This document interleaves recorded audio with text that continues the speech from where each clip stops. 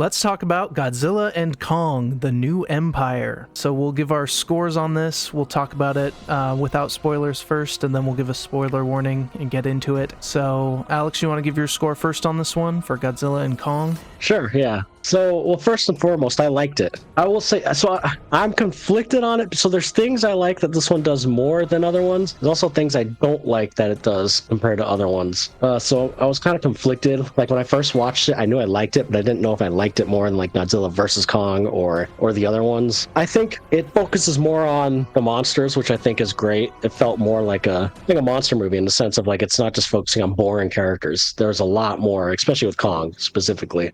There's a lot more following him and his journey, which I really like. So I think this one does better in that sense. But I also think it does worse in the sense of it doesn't feel like there's as much gravity to everything. For example, like I was watching recaps of the other ones, and the monsters felt so heavy and large and menacing and, you know, kind of slow. Like they felt like huge kaiju. And this one, they felt more like kind of cartoony, which isn't a bad thing. Like, so I don't think that's a bad thing. I just think I was trying to figure out if I liked that more or if I liked the more heavy, like even Godzilla versus Kong. I rewatched some of the fights in there, and even in that one, Godzilla and Kong just felt huge and like the heavier, weightier. And I think I prefer that more than this style personally. But like I said, the characters, the characters were kind of like who cares again, but at least they had them a little interesting and funny, and also like, you know, in Hollow Earth, which isn't a spoiler, that's in the trailer. Yeah. So it does things I really like, and it does things I don't like. So I think I would give this one probably about a 6. I think for a monster movie, I still think it's above average. You're getting what you want, the action, the monsters,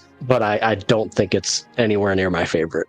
Yeah, I pretty much agree with everything you said there. I did have a lot of fun with this movie. Were the human characters pretty much irrelevant, except to like rapid fire spout exposition? Yeah. Did I care about them? Not really. But were there super fun giant monster fights? Absolutely. And I feel like they just keep getting crazier. And I agree with you that it did feel cartoony is a good way to put it. There was one point in the movie where I was like, oh yeah, they are that big, because it just felt like, I don't know, you couldn't feel that weight, you couldn't feel that gravity of those characters in some of the scenes.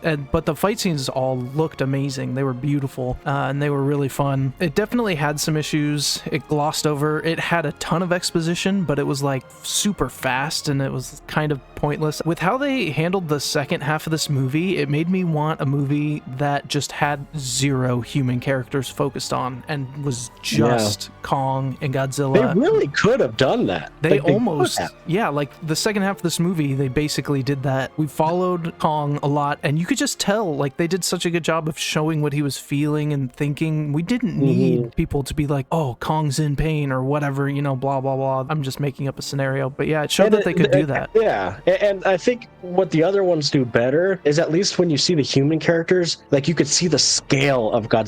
You know, we were following like not original, but Godzilla 2014. You know, we were following Quicksilver dude, Aaron Taylor Johnson, and like he's on the ground, so you kind of get it from that point of view, and they're huge and slow and scary. But this movie doesn't use humans like that. Yeah, it does not. You like cut to them, and they're like, "Oh, this gravitational blah blah blah is this," and then cut back, and it's like, okay, I guess we kind of needed to know that, but whatever. I've totally forgotten everything they've said. But yeah, I could describe this as just a fun movie. I really. It's like a Saturday morning cartoon, Holly. Yeah. I had a smile on my face the entire time, but I definitely agree with you that it was definitely a different take. I was trying to figure out how to describe it, and I think cartoony is a good way, where it's like you don't feel the weight of it as much, but it's still awesome to look at. No, it's still fun. Yeah. So I actually gave this one a 6 also. I feel like what I love is that we get to have an amazing human story in the Godzilla universe in Godzilla -1, and then we get this with just crazy over the top set pieces and like crazy action. And so it's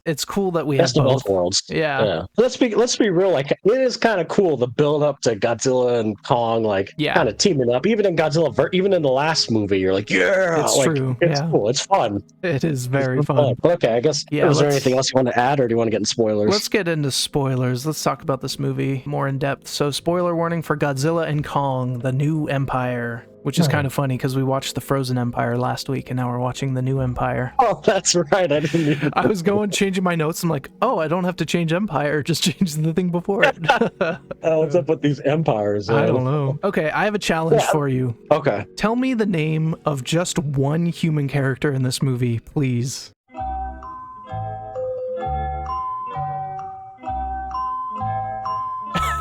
I remember. Actually, I don't remember any. If you name them, okay, you name them off. I'm sure you have it written down or something. I looked up a few, yeah. So the one I did remember, and it's not his real name. I'll have to look up his real name, but Tracker. That was a new character for this one. Is he the British guy, the vet doctor dude? Yeah, the vet guy. Dude. Yeah. And then the podcast guy's name is Bernie. Yeah, Tracker and Bernie were. I looked up Bernie. I did not remember Bernie's name because he was in the last one too, wasn't he? He was, yeah. I remember his character put on his name. Yeah, I was going to ask you that. Do you think it's weird that like in this MonsterVerse, every movie is different characters, or do you think it would have been smart to have like a like a Jurassic Park where there's returning characters? With the way they handled the characters in this one, I don't think it mattered. Honestly, they could have thrown any characters in there, and like there were some funny moments with some characters, but it's all pretty quick and nothing with any weight to it. I guess the stuff with the doctor lady and her daughter had some weight. There were some emotional scenes with that, but that's about it. So I don't really think it mattered. Like crazy, like it was predictable, of course. Yeah. The other thing, so this is more just lore stuff. It was eating me away during the movie because we obviously watched Monarch. Is there no like time difference? I guess they actually never showed them leaving Hollow Earth yet. I'm just confused about that stuff. Well, they did leave Hollow Earth when they went at the very end. Yeah, when they went to Rio and destroyed Rio. Oh, the monsters, the humans didn't. I mean the humans. Yeah, they were there for God knows how long. Yeah, I do not understand the lore. Maybe this was just filmed and made before Monarch was made. Maybe, or so the way they can maybe justify this, and this is silly, but maybe different parts of Hollow Earth change the time differently due to like gravitational blah blah blah BS that they spout. But yeah, that is kind of weird. I didn't even think of that because in Monarch that's a big point where it's like, oh, you're in there, the time distortion, an hour, and it's like freaking 7 years. Yeah. What I'm talking it up to is they just didn't plan Monarch. It definitely, because Monarch is connected to this series, so they can't say, oh, it's a separate thing. Right. It's definitely in the same universe. But yeah, I think because there were no like, I was kind of hoping for, oh, maybe we'll see a character from Monarch or something, but I guess it makes sense because it's like 10 years in the future from when Monarch started, but they didn't really have much crossover with that show. Even if they would have said they made like some technology was, I don't know, something, but I to you, they just did not plan Monarch. Like, well, like this, the people who made this movie probably weren't thinking like, oh, they're making a Monarch show. I wonder if going forward, or maybe they just don't give a crap and the show will do the show, the movie will do the movie, and they'll cross over sometimes. So yeah, so how do you feel about the new character Tracker? I mean, like he was funny, right? But like, was he necessary? I guess were any of them? But yeah, he had a sense of like comic relief, and he was pretty good comic relief, and he had some funny Chris lines. Pratt character, right? Yeah. Overall, it felt like they leaned into the human characters not mattering that much, just based on the way they did their dialogue. It seemed like some scenes were like, okay, we just have a ton of exposition, let's just dump it and then get back to the monsters. Case in point on that, there was one point where Bernie was there with the Iwi tribe, and the lady, it was right before the final battle, and the lady did like one hand motion, and he just instantly knew her entire plan of like inverting the gravity with the crystals, and he like spouted off this whole thing. It's like, wow, he really understood that from like a one hand gesture. that kind of encapsulates the entire human character point in this movie. And the thing is they were like fine. Like the characters are fine in the sense that they didn't annoy me or anything. Like Bernie was funny. You know, he had the comic relief, and Tracker was kind of the cool guy that's pretty funny. And then you had the mom and dad. So it's not like they were like, I wasn't pissed off at them or anything. It's just, I guess it's with any of the movies. This one just focused. It was just, they used the humans different in this one. Yeah, they did. You're right. That's also, the people that went to Hollow Earth are kind of insane because at one point that tree eats their like security guard, and then they just kind of walk away and then never. I mean, there is a point where Bernie's like, that guy just got eaten by a tree, blah blah. But then after that, it's like fine, and they have a kid with them. The kid just saw the guy get eaten. And Tracker's like, well, no time for mourning now. Yeah. Oh man, that was easy. Yeah. But I think the big, for me, the biggest two things were it was just different. different. It was styled different than the other ones. Even Godzilla versus Kong was more grounded in the sense of, like we just mentioned, like the weighty. Like I was watching Godzilla and Kong fight in that movie, like Godzilla versus Kong, and man, I felt like I was watching a brawl, man. Like they were heavy swingers. Like Godzilla was a little slower, and Kong was using his axe. I like the action and style of that more than this, personally. Yeah. I could see that. It just honestly felt more atmospheric, more slow, more intense. They had different fighting styles, which I still kind of did in this one. But one thing it kind of reminded me of was the jump from Pacific Rim 1 to Pacific Rim 2. Those had very similar kind of changes. Pacific Rim 1, you saw the like scale of it. It felt really weighty, and then 2 it was just kind of gritty and weighty. Yeah, and then 2 is just like they're just jumping around doing all this crazy stuff, which That's is still a good point. 2 was like colorful and true. And cartoony. You're right. It's not like that's why I still gave this a 6. I still enjoyed it. Like I still think if you're looking specifically for a Rock'em Sock'em monster fight movie, then this is better than like this is an above average monster. It looks great. They focus more on the Kong in them, which we'll get more into. So I still really liked it. I just prefer the style and the heaviness of the other movies. And my worry going forward is the same director is going to keep doing this, and it's going to be more and more this way, which again is fine. Yeah. I just prefer like I watched recaps of like even Godzilla 2014, and that one especially. God, that movie. I know people like to bag on that, but my God, does that movie have an atmosphere, man? I really love that movie. I love it too, and just watching that and seeing Godzilla just felt freaking huge, man. And like in this one, I just didn't get that. I didn't get that. I think the reason for that for me, it is a stylistic choice, and like Godzilla felt faster, and so it was kind of hard to tell the scale. But I think the biggest thing for me was they were in Hollow Earth for the majority of this movie. So there's no comparison, right? Like with buildings. You don't see humans down there or buildings. I didn't really understand the scale. I forgot like how big Kong was and the Scar King and stuff. But then when they went to Rio and you just see all the people on the beach, I'm like, oh yeah, these guys are like looking at them. Yeah, these guys are freaking huge. So it just loses a little bit of that in Hollow Earth. That's true, and I couldn't get the scale of the baby Kong. I don't remember his name. Yeah, because you're right. He looks so tiny compared to Kong. But even when you see this little thing in the city, and he's still freaking.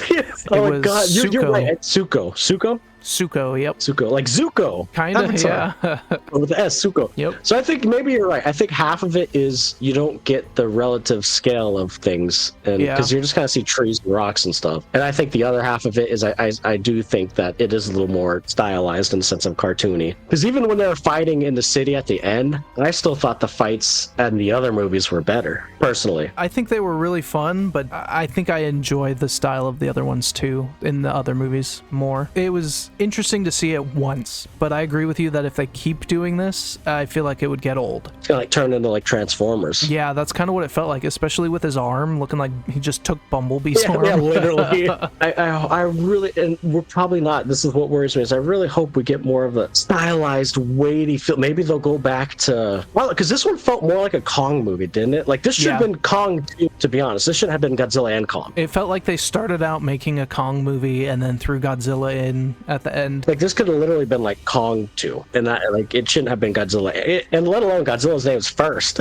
Yeah, true. Godzilla, let's be real, Godzilla is hardly in this movie. That was one of my complaints, is that there were so many fights that I wanted to see more of. Specifically, there was one with Kong that I wanted to see more of when he fought the like water snake thing, but the ones with with Godzilla, they cut away from a lot of fights in this. With the Godzilla stuff, like with the Scylla fight, it was just like the opening credit fight, which it was cool, but I wish I saw more of it. And especially the Tiamat fight, which I thought would have been really cool to see more of that, but then they just kind of cut up. You see the atomic breath and then Tiamat's dead. So they cut away. So at some points throughout this whole movie, like randomly for 30 seconds, Godzilla's moving, he's going here, and then it gets back to what's going on in Hollow Earth. Yeah, like every 20 minutes, like for like 30 seconds you see Godzilla. I agree, like at the beginning I'm like, like, oh, this is gonna be cool. We're gonna get like Kong stuff in Hollow Earth. We're gonna Godzilla just fighting, kind of fighting all these random monsters on top of Earth. I'm like, this would be awesome. You best of both worlds. And then you're right, they cut away from it, or they hardly showed anything. And I guess that was a little disappointing. The first half of the movie was just okay. We got some cool scenes, but I feel like the movie really hit its stride about halfway through when Kong met Scar King. That's where it really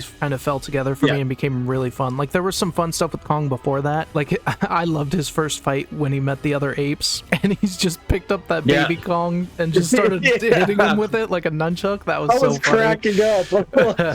Like, was that supposed to be funny? It was funny. I don't know if it was supposed to be, but I was cracking up. He was like using like a freaking rag doll, dude. Yeah, because at first he like wanted to be friends with it, and Zuko betrayed him, and then he just freaking used him as a weapon. But yeah, once it hit Scar King, though, man, I thought Scar King was really cool. I was just gonna ask you, so what do you feel about Scar King? I liked him. He looked intimidating. I liked the way he just like stood there and looked kind of off his rocker a little bit. I loved his weapon. That whip thing was really cool. The thing that he was controlling looked... I thought when it was coming out, I thought it would be more intimidating, but it kind of just looked a little derpy and kind of cute. But it didn't look intimidating at all. I was like, oh, what's coming out? And then it's like this little ice thing again, and he's big, but we can't get that sense. Right. But the ice breath was cool. Like, that was a cool power.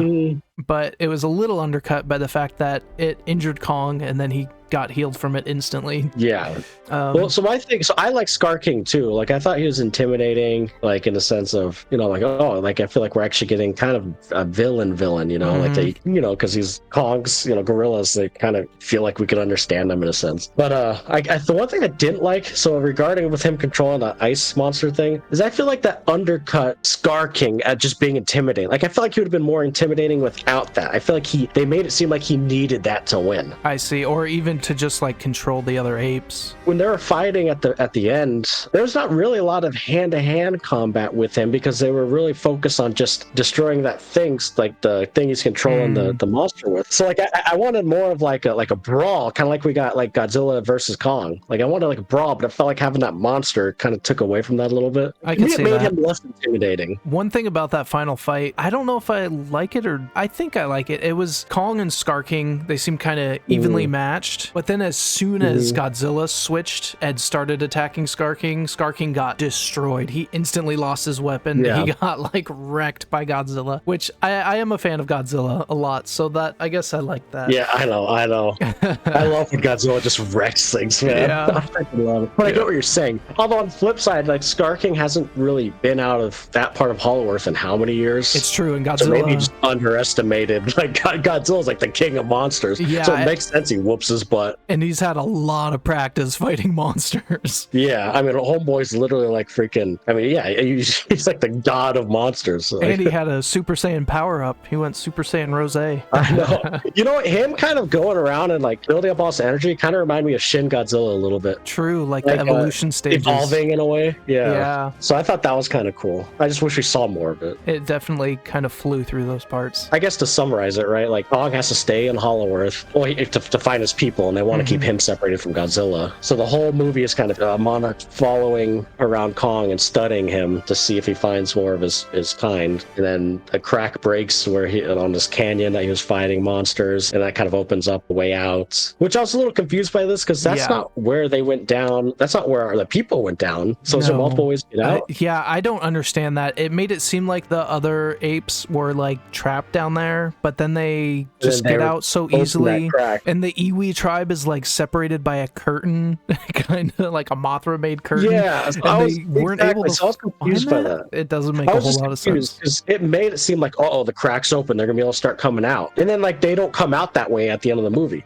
So I was a little confused by that. But anyway, so then Kong goes down there and finds a whole different unexplored part of Hollow Earth, and his first thing he finds is the chimp, right? The baby chimp. Yep. Yeah, and then Zuko. Which was obviously a setup. They fought other Kongs, and the whole movie was kind of the little chimp leading him to where he's from. So you kind of see them on their little journey for 30, 40 minutes of the movie. And those scenes with Zuko and Godzilla is what made me like, they could totally make a movie with Kong. just monsters. Yeah, with Kong. Yeah, sorry. I was like, yeah, they totally could make a movie with just the monsters, and we can understand what's going on. They did it, but I think it's a budget thing, probably. Yeah, because we understood it. And they're like that scene where they're kind of eating, and he gives him that little meat, and then he goes and sits by him, and like finally, and like I don't know, they have like the background. Like, okay, I could kind of like, I felt more emotional with those two than I did with the human characters. Yeah, true. And I think it would be awesome, even in future movies, to be honest, with Zuko. Like, it's kind of cool, like Kong having a little fighter with him, like a little freaking dude with him, fighting, hopping around. I think that's cool. And then he'd always have an improvised weapon around. yeah, seriously. Like, it did remind me of like Donkey Kong and Diddy Kong. Yeah, and Scar King looked like, I saw someone call him Lanky Kong, and I was like, yeah, he totally looks like an intimidating Lanky Kong. So this is a Donkey Kong movie. And they had to team up with Bowser, I guess. Yeah, or Hey Rule. Oh, yeah, that's a better one. You're right, K-Rool.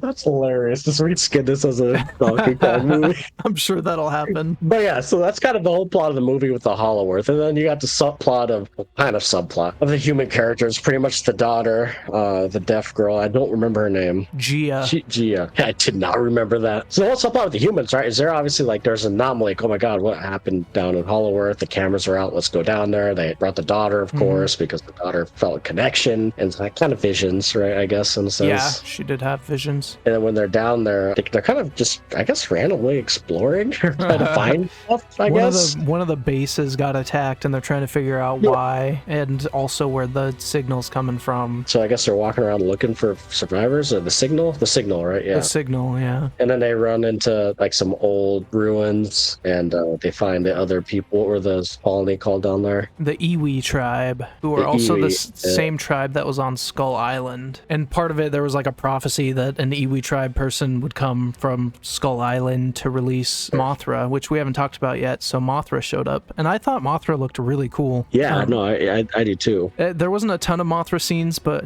what there were, I thought was pretty cool. Because you kind of have to have Mothra, and I read an interview from the director. I kind of liked his thing. Like, he was trying to do obviously like heaven and earth and hell. Oh, okay, yeah, that makes sense. So like Mothra was kind of like, you know, an angel, and Scar King was, you know, that was like hell and devil, and then they kind of mentioned Godzilla's the protector of nature, and then Kong's the protector of people. Yeah, that makes sense. Because if you think like with the tribe, it was kind of religious, and they're like praising Mothra. He intentionally tried to make it kind of like heaven, hell, angels, demons, kind of stuff. Interesting. So I did like that aspect of it, and I loved the lore of everything, and I like that explanation, like Kong's the protector of people, and Godzilla the protector of nature. Like, I like all like the lore of all of that. And although I guess it's kind of hard, but Kong probably didn't protect that many people when destroying Rio. There was probably a lot of people that died at that. But no, I guess protected people from monsters, not himself. Yeah. What have we missed? There's one thing that we haven't talked about yet that I think was probably my favorite part of the movie. So at one point, Scar King and his whole group is coming to try and get out through the portals. And so after Kong gets healed by the glove, which is just like, he gets frostbite from Shimo and then gets healed, and he goes up and tries to lure Godzilla into one of the portals to fight with him. Yeah. And so he's like trying to get Godzilla to come, and then Godzilla starts charging him, and then he just like puts up his arms and he's like, wait, I don't want to fight you. We need to fight someone else. Yeah, and then Godzilla just tackles him into the pyramids. That was so funny. Godzilla don't give a crap, man. Yeah. And then we had a Godzilla versus Kong moment for a little bit, and that was a pretty cool fight. But you gotta have that. Yeah. You gotta have that. And before that, Godzilla had a cool like entrance kind of scene where he jumped off the Rock of Gibraltar into the ocean. I thought that looked really cool too. That looked cool, yeah. And at some point during that fight, Godzilla suplexed Kong. I think right after tackling him into the pyramids, he did like a suplex move where he threw him over his head. So some of those fight choreography stuff was pretty cool. Everything with Godzilla was awesome. Like, if you're coming in just for Godzilla, you're probably not going to like this movie as much. Yeah, because it wasn't as much focused on Godzilla. Because I'm telling you, there's probably a total of like 15 minutes of Godzilla in this hour and a half movie, 15-minute movie, right? I'm not exaggerating, right? Like 30 seconds here and there throughout the movie, and then 15 minutes at the end. Yeah, I agree. Which those 15 minutes were awesome, but yeah, it wasn't very focused on Godzilla up to that point for sure. Yeah. And yeah, I really then- liked that scene. And then the fight in the Hollow Earth was cool, and there's like no gravity. That was interesting. I liked that a lot. I thought that was a really cool way to set up. I mean, the like explanation of it was very rushed, but the idea of having giant monsters fight in zero G and seeing that executed pretty well was really cool. Yeah. Again, though, it sucks because you don't get a sense of scale. So it looks like we're just seeing regular things fighting. That's the only thing I didn't like about.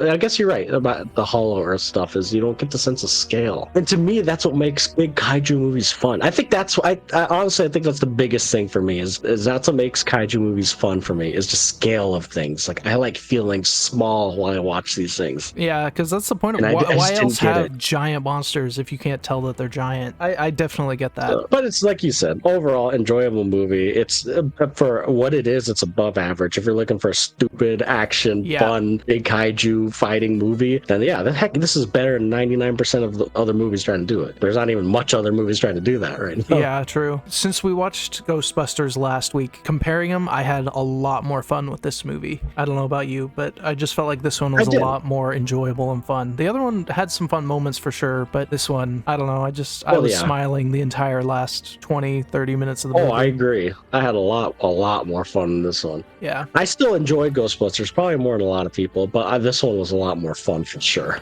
Yeah. Like I would rewatch this one. I would not rewatch Ghostbusters. And actually, as I was watching this movie, I was kind of thinking, like, honestly, my kids could watch this movie. Like, they would have loved all the Kong scenes and stuff. Like, it's not like it's that scary compared to other ones. Yeah, definitely this one over like Godzilla 2014 for sure. Oh yeah, that one, they would be bored out of their mind too. True.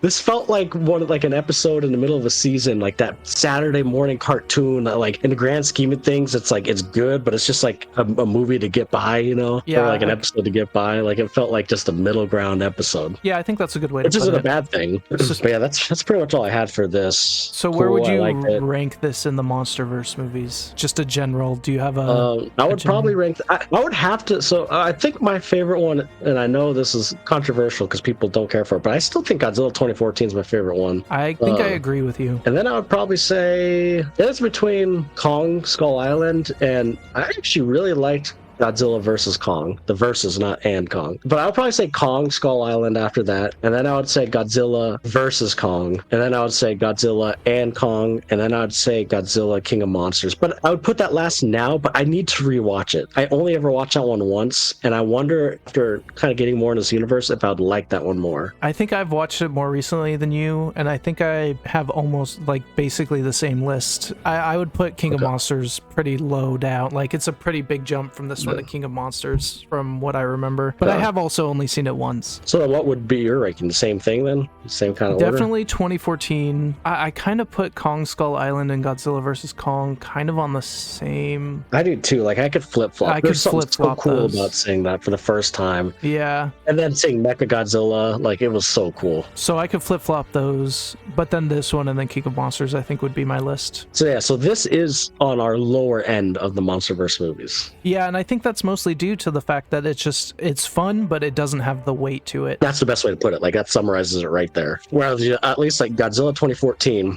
hate it or love it, had the atmosphere and has an identity. Like you could pick that one out of all the movies. That movie, Godzilla looks, I don't care what anyone says, Godzilla looks freaking awesome in that movie with the way they used the lighting and everything. Yeah, I think of the MonsterVerse, that one, Godzilla looks the like scariest and the coolest in that one. Yeah, and the scenes were like, the people's issues with that is it focused too much on the characters, and it does, but the scenes where they're putting you with the, like I kind of mentioned before, like you're kind of on the level of the characters and seeing these monsters in the background, like it felt so, I don't know, like you said, scary, and the atmosphere and the fog and the lighting. Yeah. And like that scene where they do that halo jump and you can see Godzilla and them fighting down there, like they just had such cool scenes. I think what I liked most about that movie is they almost treated Godzilla like a horror monster. In the beginning, you don't really get a good view of it. You see it on like cameras and like news footage or like far away, and you can see how big it is. Yeah, very purposefully. And it's not not till the end till you really get a good look at it, and it just builds this tension of like hopelessness for some of these human characters. And this movie obviously had none of that because it's more of an action movie than a horror movie. So yeah, it's just a different kind of movie. That's a good way to put it. It's a different style, and I think from the sound of yours too, I think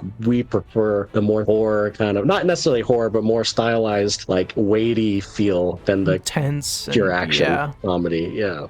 Yeah, because even Kong had a good balance. Kong Skull Island, it had a lot of that, but it also wasn't like, it showed the monsters in that movie. Yeah, and it that's had true. Probably the best human characters, to be honest, out of all the movies. I think I would agree with that. And then Godzilla versus Kong was just so fun. I mean, the characters were but like seeing Godzilla and seeing Kong for the first time, like at least the first time in this universe fighting like that, and then the weightiness still of it, and that they're like, where were they at, like in Tokyo or whatever, with all the lighting and then Godzilla and teaming up. I was like, yeah, like that one I felt more of like a than I did with this one. So like those three particularly, I think are definitely in the top. Yeah, I feel like most people would probably say that too, right? I think maybe I'm wrong. Let us know in the comments, because I'm curious. They might disagree with us with Godzilla 2014, but true, and that's fair. It's not for everybody. There are some people that do not like that movie, which like you said, understandably, but I think the pros outweigh the cons for me, and it sounds like for you too.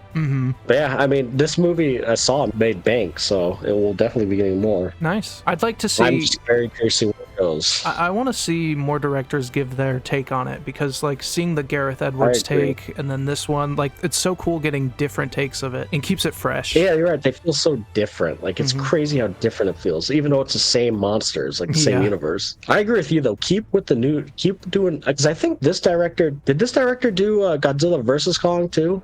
Yes, Adam Wingard, I'm pretty sure did this. Oh, so he did. Okay, because Godzilla versus Kong, you could start to see a different style in the sense of a little more cartoony. Yeah. But this one, it like fully flipped. So I'm very curious if they stick with him. I don't know if he did these two and they made money, they might stick with this guy. Yeah, it's true. Well, I guess we'll see. If maybe them focusing more on Earth, like not Hollow Earth, maybe we'll get more of a sense of that scale again. Yeah, that could be. So we'll see. We'll see where they take it. Either or, I really liked it in the sense of a fun summer flick. Yep. So we'll see where it goes. I liked it too. It was a fun movie, silly movie, but I had a lot of fun with it. So yeah.